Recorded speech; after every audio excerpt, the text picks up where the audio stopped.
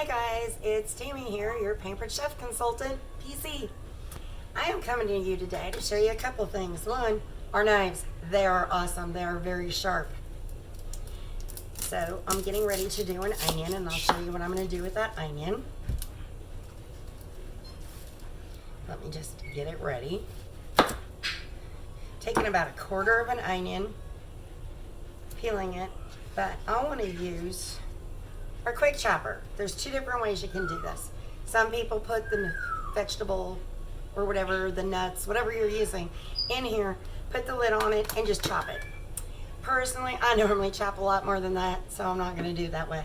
The other way is you put it on a cutting board like this. Now it's going to be a little loud because you're chopping it to the consistency you want it, whether it's very finely chopped or if you want it in big chunks. The more you chop, push on this, the smaller it gets. Ready? It's super simple. And you can see I chopped a decent amount of time there. How tiny those onions are.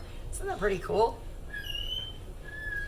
Now I'm going to do the same thing with the banana pepper because I like using peppers in my recipes.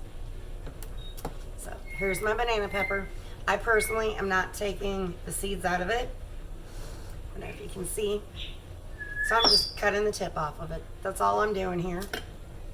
Cutting in two. And I'm going to do the same thing with my banana pepper.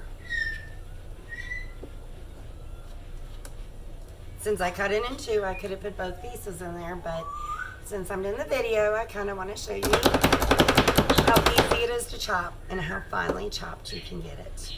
Now, you don't have to chop that finely if you don't want to. That's totally up to you. You could do chunks also. But this is one of our knives. They are awesome. They are actually weighted for your hand. Nope, I will not show you because I'm always afraid of cutting my fingers. Due to being a massage therapist, these are my prize, so I cannot take a chance at cutting my fingers. But I hope you enjoyed learning a little bit about the food chopper. Now you can do veggies, you can do nuts, you could do some chocolate in there. Personally, I like to do my bacon bits with it, so crisp up my bacon when I'm making it. I'll make my own homemade bacon bits. So much better than the stuff you can buy in the store. I hope you enjoyed this video. You have a great day today.